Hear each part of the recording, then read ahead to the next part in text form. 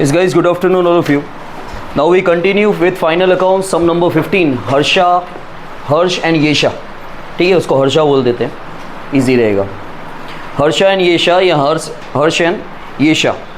अब यहाँ पे आपके पास करंट अकाउंट नहीं है. सबसे पहले हम लोग ट्रायल बैलेंस रीड कर लेते हैं, लेकिन उससे पहले सबसे ज़रूरी चीज़ है हेडिंग. देखो, with consideration of the following trial balance and adjustment of Harsh and Yesha, prepare final accounts for the year ending on 31/3/2017 of their firm. यहाँ पे कोई भी रेशियो के बारे में कुछ भी लिखा हुआ नहीं है. जब रेशियो के बारे में कुछ भी ना लिखा हो तो रेशियो क्या हो जाएगा, 1:1. सबसे पहले देखो, कैपिटल एंड ड्राइंग्स दे रखा है. कैपिटल का हमेशा क्रेडिट बैलेंस होता है, ड्राइंग्स का डेबिट बैलेंस होता है. गुडविल दे रखा है. गुडविल हमारी इंटेंजिबल फिक्स्ड एसेट्स है. ठीक है, सबसे ऊपर आती है एक्चुअली. जितने भी तुम्हारे इंटेंजिबल फिक्स्ड एसेट्स है ना, सबसे ऊपर आते हैं. फिक्स्ड एसेट्स से टेंजिबल से भी ऊपर. ठीक है, वो तो फिर जगह नहीं बचे तो आप कहीं पे भी आजकल लिख सकते हो, लेकिन पहले रूल्स के एंड रेगुलेशन के अकॉर्डिंग जितनी भी इंटेंजिबल फिक्स्ड एसेट्स है वो सबसे ऊपर आती है एसेट्स में. फिर पेटेंट्स एंड ट्रेडमार्क्स, वो भी इंटेंजिबल फिक्स्ड एसेट्स है. रिसीवेबल मतलब डेटर्स, पेबल्स मतलब क्रेडिटर्स, अकाउंट्स ऑफ गुड्स, ये क्या होता है? Very good. Accounts of goods मतलब गुड्स के अकाउंट्स मतलब परचेज एंड सेल्स. ठीक है, तो परचेज आपका कितना है 40 और सेल्स है आपका 89,250. मशीनरी आपके पास ऑलरेडी 15,000 की है. Opening stock 6,000, furniture 3,000. Goods return, debit balance sales return होगा और क्रेडिट बैलेंस होगा आपका परचेज रिटर्न. वेजेस कितना है 4,000. डेप्रीशिएशन ऑन फर्नीचर ऑलरेडी दिया हुआ है. देखो, अब जब ऑलरेडी दिया हो तो आपको नोट करने का कि एडजस्टमेंट में पॉइंट है कि नहीं है. एडजस्टमेंट में पॉइंट है, तो ये वाला डेप्रीशिएशन फर्नीचर के साथ क्या हो जाएगा, प्लस हो जाएगा. फिर स्टेशनरी प्रिंटिंग दिया हुआ है, building, legal charges, cash balance, railway freight, insurance premium, bills दिया हुआ है. बिल्स डेबिट वाला BR है, बिल्स रिसीवेबल, और क्रेडिट वाला bills payable. Postage expenses, bad debts और BDR ओल्ड, क्योंकि ट्रायल बैलेंस में दे रखा है. डिस्काउंट अलाउड और रिसीव्ड दोनों हैं. स्टैम्प ऑन हैंड, देखो ऑन हैंड का मतलब क्या होता है पता है, वही क्लोजिंग स्टॉक. मतलब आपके पास इतने स्टैम्प बच गए. ठीक है, स्टैम्प ऑन, आज कैश ऑन हैंड बोलते हैं ना हम लोग. कैश ऑन हैंड का मतलब क्या, हाथ में इतना रुपया है, बचा हुआ पैसा, उसको कैश ऑन हैंड बोलते हैं. वैसे ही स्टैम्प ऑन हैंड का मतलब क्या होता है कि जो स्टैम्प बच गए, मतलब एक तरह से वही क्लोजिंग स्टॉक में आएगा, एसेट्स में आएगा. और बेड डेप्स रिटर्न मतलब बेड डेप्स रिकवरी. रिटर्न है, रिजर्व नहीं है. बेड डेप्स रिजर्व अलग होता है जो ऊपर दिया हुआ था बेड डेप्स के साथ. ये बेड डेप्स रिटर्न मतलब रिकवर्ड, हमारा डूबा हुआ पैसा वापस निकल रहा है, वो बेड डेप्स रिकवर्ड है, इनकम है ये हमारी. और हमने HDFC से लोन लिया. HDFC कौन है, हमारा पार्टनर है ना? नहीं, ठीक है, बैंक है. बैंक से किसी से भी लोन लो, वो हमारी लायबिलिटी है. ठीक है, और इंटरेस्ट ऑन लोन हमेशा कहाँ आएगा, किसी से भी आप loan low, interest on loan आएगा P&L में debit side.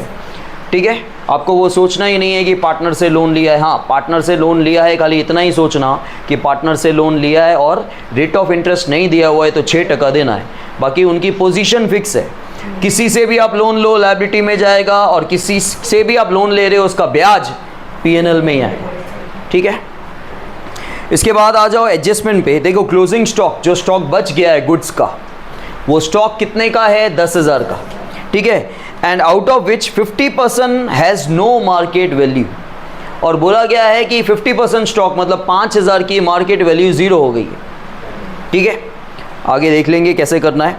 Legal charges included of legal charges of building purchase ₹4,000. फिर से रीड कर रहा हूँ. Legal charges included of legal charges of building purchase ₹4,000. इसका मुझे खाली इफेक्ट तो ठीक है, मुझे मतलब बता दो. अनुवाद प्रॉपरली बताओ, बताना है तो.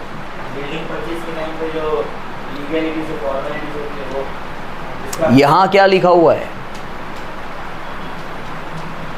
Legal charges include legal charges of building purchase ₹4,000.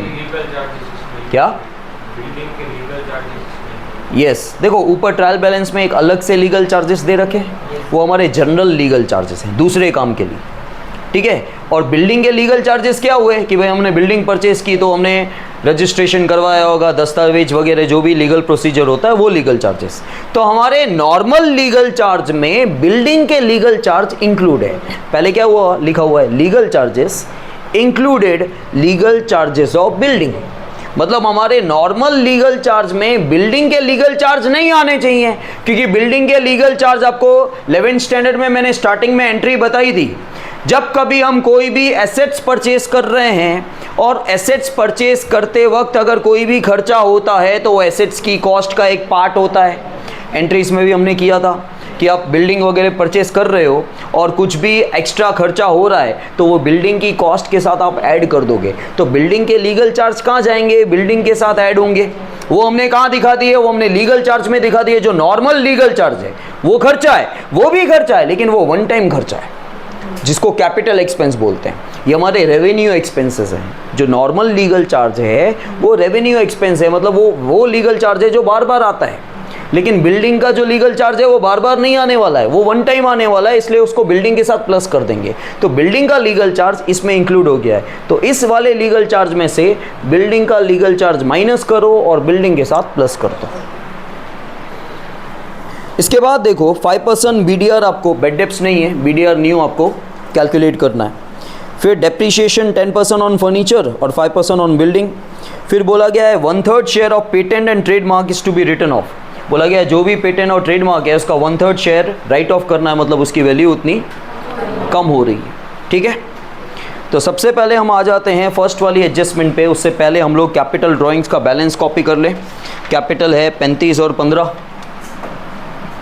हर्ष का 35 और येशा का 15,000 by balance brought forward 1/4/2016। Drawings कब है पता नहीं, 2 ड्राइंग्स 5,000 और 2,500, ठीक है। इसके बाद आ जाते हैं हम एडजस्टमेंट पे। अब आपका टोटल क्लोजिंग स्टॉक मतलब जो गुड्स बिके नहीं है, बच गए, वो स्टॉक कितने का है, स्टॉक है आपके पास 10,000 का।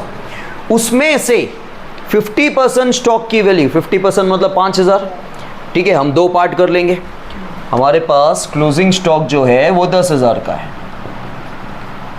10,000 में से 50% स्टॉक की वैल्यू मतलब 50% मतलब 5,000। अब देखो ये जो क्या है ये आपकी बुक वैल्यू है, और बुक वैल्यू में से जो निकलेगा वो भी क्या होगा, बुक वैल्यू ही होगा। तो एक 5,000 के बारे में इंफॉर्मेशन है, दूसरे 5,000 के बारे में नहीं है। आपके पास टोटल क्लोजिंग स्टॉक 10,000 का है, लेकिन कहा गया है out of this 10,000, out of which मतलब out of this 10,000 50% has no market value. इस 10,000 का 50% निकालो, ठीक है। ये क्या है, ये दोनों बुक वैल्यू ही है, लेकिन इसकी मार्केट वैल्यू क्या है, 0 हो गई है, कुछ भी नहीं है, नो बोला गया ना। तो मार्केट वैल्यू क्या है, तो बुक वैल्यू और मार्केट वैल्यू में से कम क्या है, तो ये वाला कंसीडर करेंगे। और यहाँ पे तो कुछ बोला ही नहीं गया है बाकी के 50% के बारे में, तो वो पूरा आपको लेना है। तो आपका जो क्लोजिंग स्टॉक आएगा वो आ जाएगा 0 + 5,000 दैट इज। समझ में आया। तो एक क्लोजिंग स्टॉक आपका आएगा यहाँ पे और दूसरा क्लोजिंग स्टॉक आता है। अच्छा, कुछ लोगों को अभी भी याद नहीं होगा कि हमने क्यों ऐसा किया, कि कम क्यों लिया। ये एक लॉ आता है according to the law of conservatism. According to the law of conservatism closing stock के अंदर बुक वैल्यू और मार्केट वैल्यू में से जो कम है वो आपको लेना है। तो कम क्या है, ये कम है, मार्केट वैल्यू कम थी इसलिए हमने वो ले लिया, और यहाँ पे है ही बुक वैल्यू तो वही लेनी होगी आपको। तो 0 + 5,000 दैट इज़ 5,000।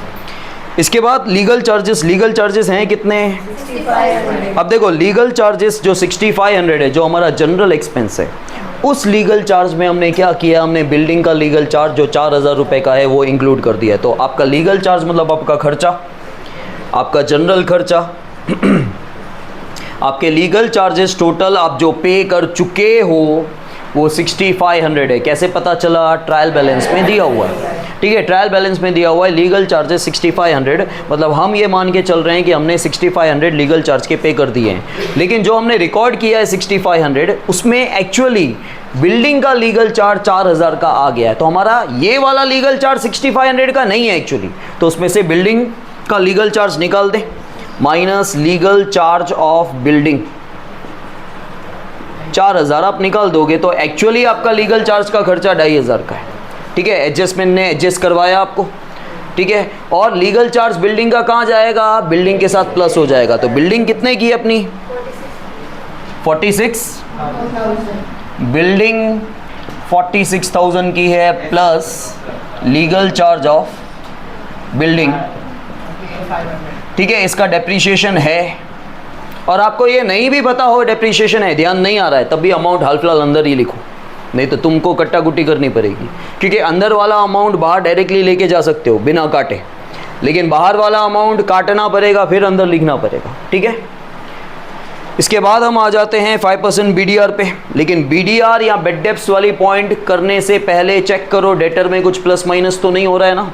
आगे वाली पॉइंट्स चेक करने की, 4th और 5th पॉइंट में डेटर के बारे में कुछ भी है नहीं है, तो चलो कैलकुलेट कर लेते हैं। डेटर कितने के हैं, डेटर है हमारे 31,000 के, तो डेटर्स आपके 31,000 के हैं। बेड डेप्स न्यू नहीं है तो डायरेक्टली BDR न्यू कैलकुलेट करूं, इसका 5% 1550 कितना आ जाएगा 29,450।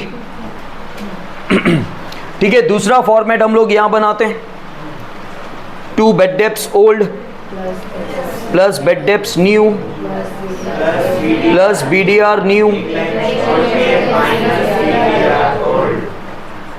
ठीक है, बेड डेप्स ओल्ड है आपके पास, देखो कितना है, बेड डेप्स न्यू नहीं है, BDR न्यू है। BDR न्यू कितना है 1550, टोटल हो गया 30 और BDR ओल्ड है आपके पास देखो 2000 तो 1050। ठीक है, इसके बाद आ जाओ आप डेप्रीशिएशन फर्नीचर पे निकालना है 10%, लेकिन फर्नीचर का ऑलरेडी डेप्रीशिएशन दे रखा है। कल भी हमने की थी सेम पॉइंट कि जब आपके पास, ध्यान से सुनो फिर से, जब आपके पास ये इंपॉर्टेंट पॉइंट्स हैं और पॉइंट्स में कुछ रखा नहीं है, इंपॉर्टेंट है खाली आती है बोर्ड में ज़्यादातर, जब आपके पास ट्रायल बैलेंस में ऑलरेडी डेप्रीशिएशन दे रखा है और दूसरा डेप्रीशिएशन एडजस्टमेंट में भी कैलकुलेट करने को बोला है, तो ट्रायल बैलेंस वाला डेप्रीशिएशन एसेट्स के साथ प्लस कर दो, जो अमाउंट आएगा उस पे आप ये एडजस्टमेंट वाला डेप्रीशिएशन कैलकुलेट करो। इसका दूसरा ऑप्शन ये होता है कि आपके पास सपोज कर लो कि ट्रायल बैलेंस में डेप्रीशिएशन दे रखा है, मतलब इन्होंने ऑलरेडी कैलकुलेट किया है और एडजस्टमेंट में डेप्रीशिएशन नहीं है, तो ट्रायल बैलेंस वाला डेप्रीशिएशन P&L में चला जाएगा और जो एसेट्स है वहाँ पे चली जाएगी, कोई कैलकुलेशन कुछ नहीं होगा। लेकिन अगर ट्रायल बैलेंस में भी डेप्रीशिएशन है और एडजस्टमेंट में भी डेप्रीशिएशन है, तो ट्रायल बैलेंस वाला डेप्रीशिएशन आप एसेट्स के साथ प्लस कर दो। तो आपका फर्नीचर अभी कितने का है, 3000। आपका फर्नीचर 3000 का है और ऑलरेडी आपके पास डेप्रीशिएशन 300, तो हो गया ये 3300। अब डेप्रीशिएशन फर्नीचर पे जो एडजस्टमेंट वाला है कितना, 10%, 330, तो 2970। ठीक है, और बिल्डिंग का डेप्रीशिएशन कितना है 5%, ये 5% डेप्रीशिएशन ऑन बिल्डिंग 2500, ये आ गया 47। ये 2 डेप्रीशिएशन हम लोग दिखाएंगे कहाँ पर, यहाँ पर P&L में। तो 2 डेप्रीशिएशन ऑन फर्नीचर 330 और बिल्डिंग पे है 2500। ठीक है, इसके बाद आपका पेटेंट और ट्रेडमार्क का वैल्यू कितना है 2700। तो पेटेंट्स और ट्रेडमार्क्स में यहाँ दिखा देता हूँ, 2700 का है। ठीक है, उसका राइट ऑफ करना है कितना, 1/3 शेयर, इसका 1/3 मतलब 900, तो ये 1800 आ गया।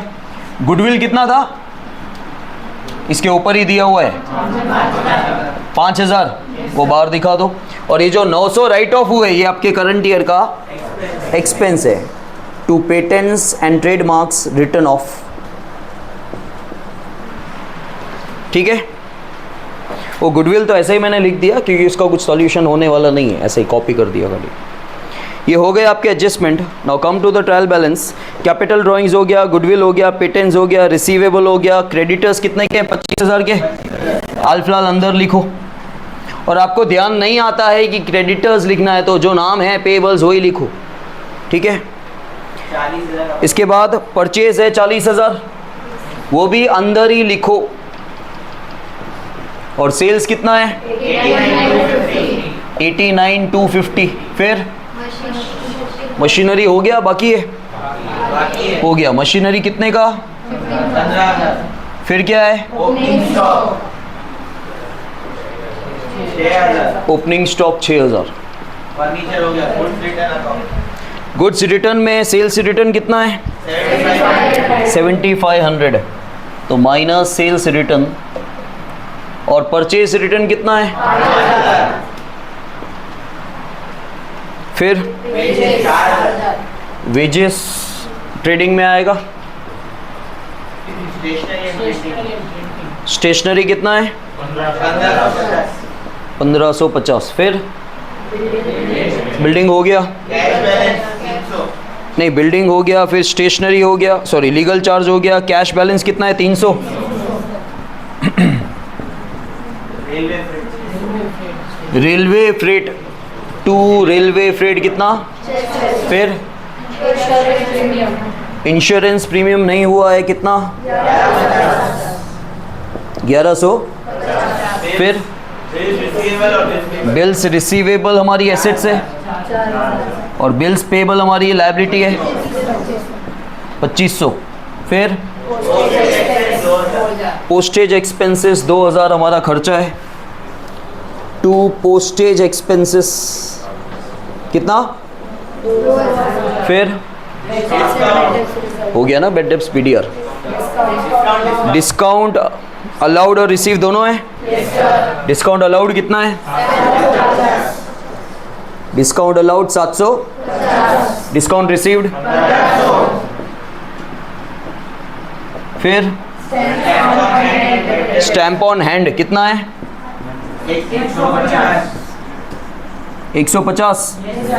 और बेड डेप्स रिकवर्ड हमारी इनकम है।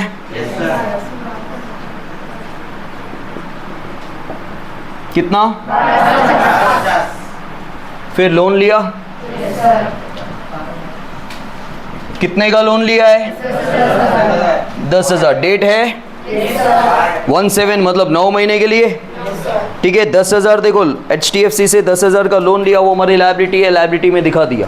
ठीक है, अब 10,000 का 12% 1200, लेकिन वो तो पूरे साल का है, 9 महीने का 900 आएगा। सब लोग कैलकुलेट करो, जिनको भी नहीं अगर अभी भी समझ में आ रहा है। 10,000 इंटू 12% 1200 आया, इंटू 9/12 900 आएगा। अब 900 में से क्या हमने कुछ पे किया? इंटरेस्ट ऑन लोन था, मतलब पूरा का पूरा पे करना। तो एक तो हमारे करंट ईयर का खर्चा है और ये पूरा खर्चा पे करना। तो यहाँ पे आप दिखाओगे आउटस्टैंडिंग इंटरेस्ट ऑन। हो गया? चलो करो, टैली करो। पहले टोटल कर दें, ये माइनस करो 7500 इसमें से, और यहाँ पे ये माइनस करो ये 35,000। किस साइड का टोटल ज़्यादा है? इसी साइड का। यहाँ पे भी आपका 86,750। 2 GP करो माइनस, कितना? 47,150। ये यहाँ पे आ जाएगा बाय GP 47,150। देखो किस साइड का टोटल ज़्यादा? 41। 41150। चेक करो किस साइड का टोटल ज़्यादा है। 41,150। सर क्रेडिट साइड का है 43,900। 43,900। वो मैं भी कर सकता था, तुम लोग डेबिट साइड का करो। सर अमाउंट बताओ ना। 1550, 2500, 330, 2500, 1050, 900, 1150, 2000, 750, 900, 13 बस। 13630। 13630 मतलब 13,630। उस साइड का ज़्यादा है ना? कितना है ये? 43,900। अब 43,900 में से 13,630 माइनस करो। 30। मेरे पास जगह नहीं है इसलिए टोटल नहीं लिख रहा हूँ, ये आ गया अपना NP।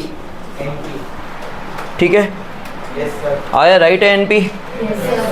तो यहाँ पे दिखा दो बाय नेट प्रॉफिट 30,200, टोटल यही आएगा 30,270। ये आ गया आपका डिविजिबल प्रॉफिट डिविजिबल प्रॉफिट में हर्ष एंड येशा, इसको इक्वली डिवाइड कर दो, 15,135 ठीक है, बाय डिविजिबल प्रॉफिट 15,135, 15,135। और क्योंकि ये पार्टनर्स कैपिटल है, आपका क्रेडिट साइड का टोटल ही ज़्यादा आएगा, 50,135 और 30,135, ये टोटल इस साइड आएगा। टू बैलेंस कैरिड फॉरवर्ड, ये आ जाएगा 45,135, 27,635, ठीक है। ये डेट आएगा 31/3/2017।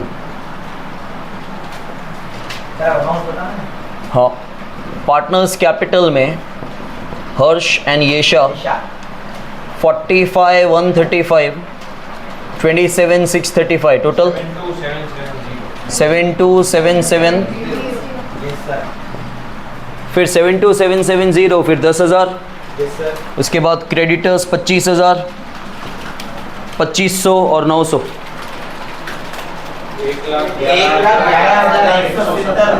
1,11,170, 54,170।